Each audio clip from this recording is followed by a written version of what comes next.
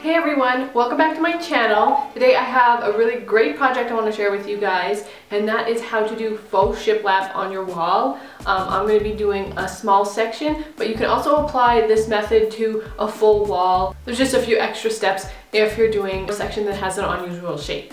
So I'm really excited to show this to you guys. I hope that you guys really enjoyed as well. Let's go take a look. So this is the spot right here where I want to apply my faux shiplap. When you enter into our house through the front door, which is just behind the camera, this is what you see immediately when you look up the stairs. So I want to make this a little bit more of a decorative feature. I wasn't really sure kind of what to do with it, but then I had this idea and I think it's going to look great. And this little area here is sort of bumped in, and then it has an archway which is going to make things a little more complicated, but I'm going to show you guys how you can go about making a template for that so that when you cut your shiplap, it will fit exactly within that curve. So I'm going to show you guys how to do that and how to do the faux shiplap so that it looks awesome. So what you're going to want to buy is a plywood sheet, and you want it to be a little bit of a better quality. You don't want it to be the plywood that looks like it's got chips of wood pressed together on the surface. You want it to be a plywood that has a nice wood veneer over the top.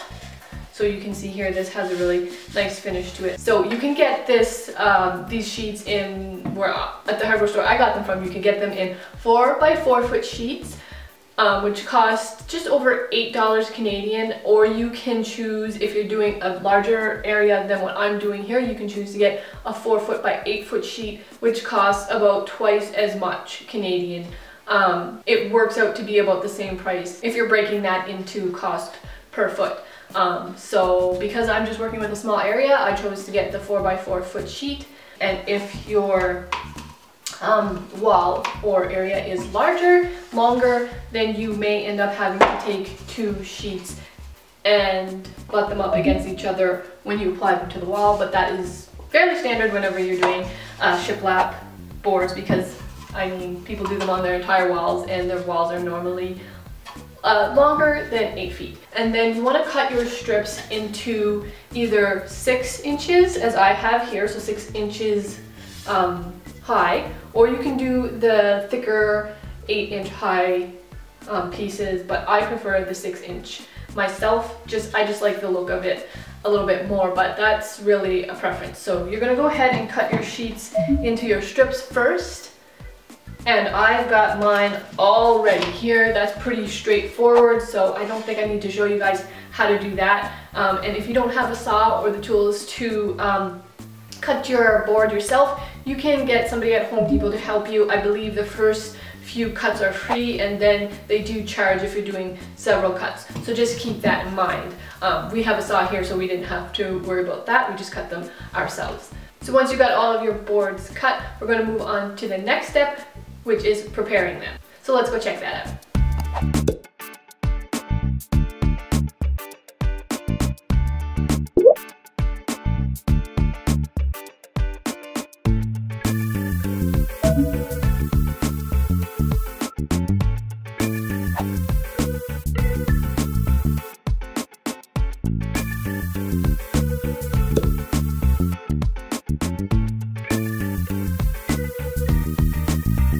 Okay, so now that I've got 2 coats of primer on my boards, I'm ready to put the paint on these. And I want to put the paint on these before I put them on the wall, so that I'm not going to mess up the paint that's already on there. Now if you're doing a full wall of the faux shiplap, then you don't have to worry about that. You can paint them once they're on the wall. But if you're doing something similar to mine, where you're just doing an accent on a wall that's already painted, then you'll want to paint these before applying them. So that's what I'm going to do.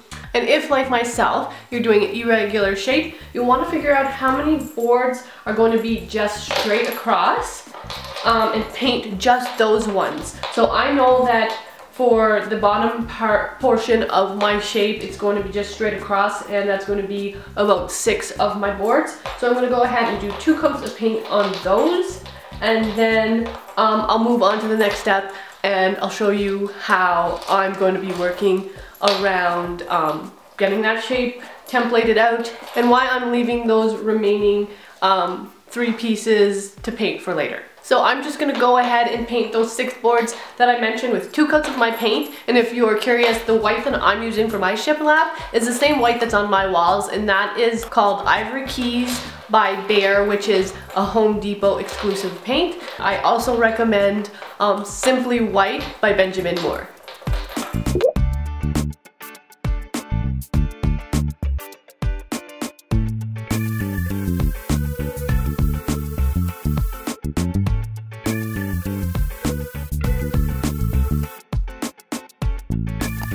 Alright, so while we're waiting for our paint to dry, we just want to start marking off the areas where we're going to be putting nails through our boards to secure them to our wall. Now, this is the section that I'm doing, and if you're doing an entire wall, you're going to have to do it the whole length of your wall rather than just a small section like I'm doing here. So what we need to do is we need to find the studs, and that's what's going to hold our boards on our wall.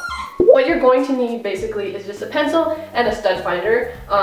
You can go ahead and do the old-fashioned way of just knocking along the wall to see where the hollow points are and where the solid points are. But a stud finder is really going to help you out in this case. If you've never used a stud finder before, then I'll just demonstrate it here. So what you want to do is you just want to position your stud finder on one edge of your wall, and then you press the button. So there's a stud here. So I'm just going to put a little mark, and then just run your stud finder across your wall. And this stud finder shows you how wide the stud actually is. So I'm just going to put a little mark in the center of that one, and then I'm going to continue to drag it across until I find another stud, and the last stud is right here on this edge. So I'm just going to put a little mark like that. So I'm just going to continue to do the same thing all the way up my section and mark little marks as I go. And then I'll show you what I'm going to do after I finish that.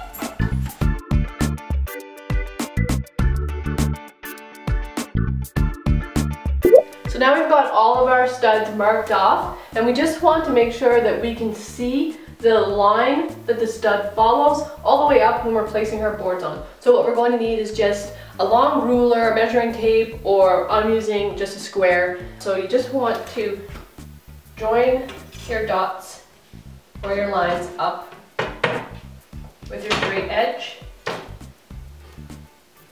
And you just want to connect them with a very light pencil line.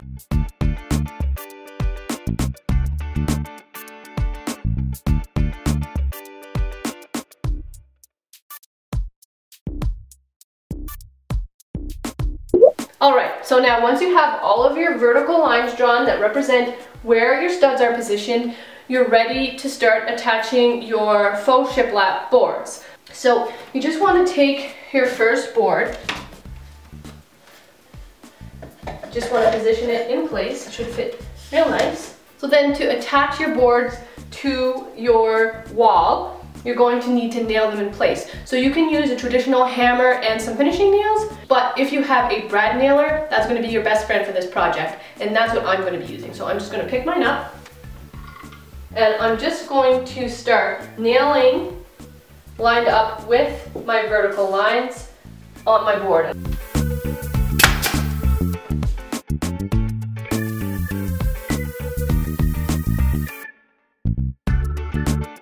So now moving on to attaching our second board and then our consecutive boards after that. What you're going to need now are a couple of nickels. Now this might seem a little bit strange, but this is what we're going to use to do our spacing. You can use anything else you want for spacing. It just depends on how thick you want those spaces to be. And don't forget, when you're working out how many boards you're going to need, make sure that you account for the height of your spacers. So what you want to do is you want to get your second board, then want to tuck it in. There we go. Alright, so now I've got my second board in there. And then what I want to do is I just want to set that nickel in there. One nickel, like that. And then we're going to set the second nickel in on this side. And gravity is going to help us to keep those in place. So then now that you've got that one in place and everything is nice and lined up on each end, you're ready to attach your second board using your hammer, nails, or your Irregular.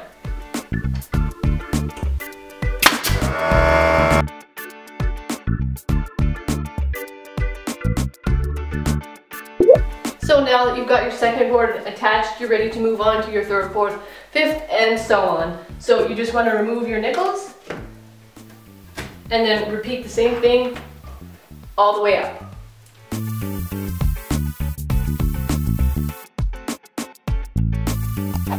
Alright, so now I've got all my boards on up to the point where I need to start making my template. And I realize that not everybody's situation is going to be the exact same as mine, but I'm hoping that in showing you guys how I am going to go about doing this, that it will help you in your own situations or even give you an idea of how to go about making a template for yourself. And if you're not working with an irregular shape, you're just doing the faux shiplap on your entire wall, then you don't even need to worry about this part. You can just skip to the next step.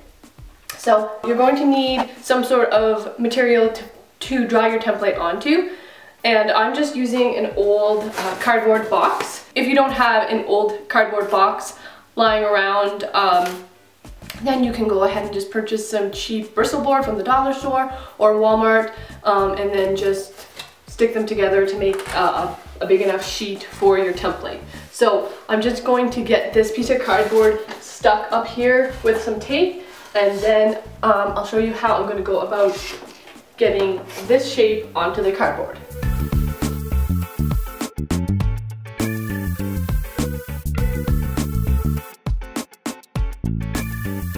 Okay, so with my cardboard in place for my template, I'm very simply just going to take a pencil, reach my hand up inside and try to trace that shape with my pencil. So hopefully this works out.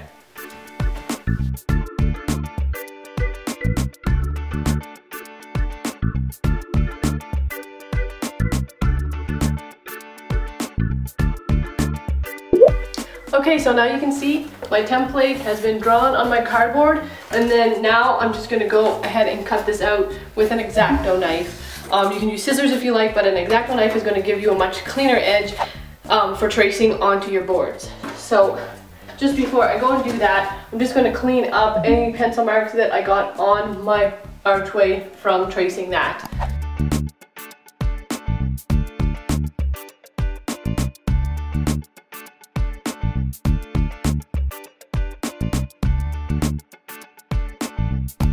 Now once you have your template cut out, you want to make sure that it fits properly, and if it doesn't fit properly, then you just want to go ahead and trim the bits to make it fit. So this fits pretty good. I have a little gap right here, but I'll just make sure to keep that in mind when I'm tracing this onto my boards. So now that my template is good, what I need to do is I need to mark where the top of my board is onto this template as well. So now it's becoming clear the reason why I needed to apply these boards up to this point, so I know where the top of these are in order to figure out where my next board is going to start and this template is going to fit on those boards. And the reason why I didn't paint the other two is because I'm going to be having to cut the curve on those boards, and it's going to end up with a jagged edge and it's going to ruin the paint anyhow, so there's no point in having to repaint the edges. I will just paint those boards after I get them cut. So now you know why I went through that process. So I'm just going to figure out where the top of my board is.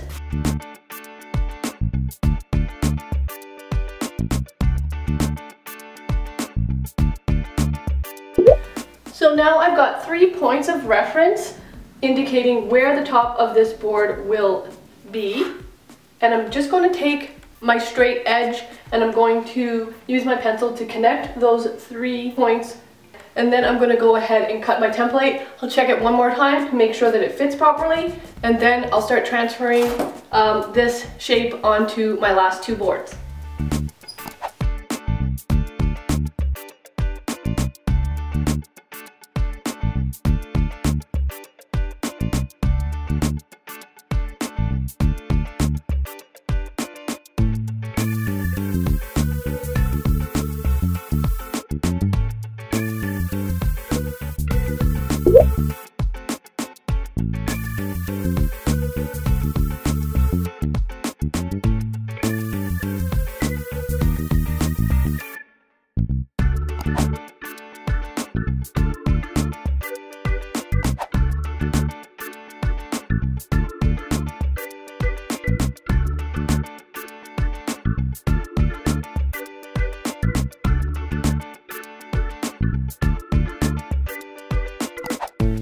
the next step, you may have already started doing this if you had any nails that didn't quite sink in all the way, but what you want to do is you just want to take this nail setting tool, if you have one. If you don't, I would say to go and get one because they're not very expensive and it is a proper tool for the job, for setting the heads of the nails down into the wood so that we can fill those holes and cover up the nails. So that's what I'm going to do next.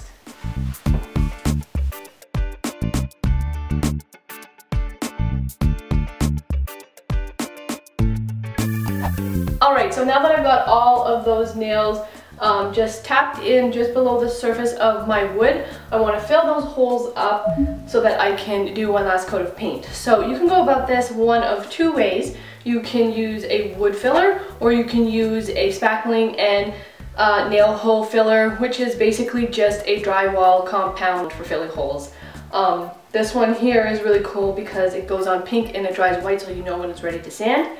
But you can do whichever one you like. I think I'm going to use this one that dries white. And also, since these holes are very, very small, I can probably just wipe with a damp cloth just to get the extra residue from around the holes rinsed off instead of sanding too much. So that's what I'm going to go and do. And then I'm going to do one last very, very quick coat of paint on the entire surface just to cover up the filler.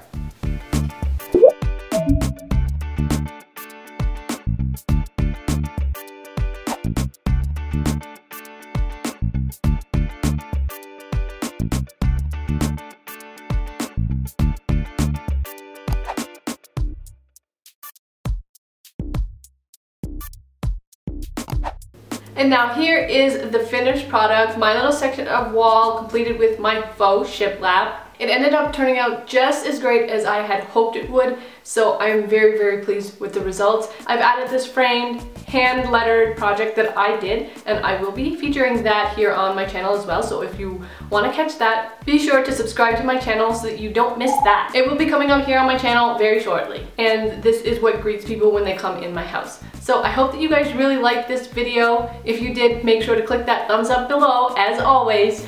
And as I said, don't forget to subscribe to my channel to keep up with all of my latest videos. I hope you guys have a super awesome day, and I'll see you all in my next video. Bye!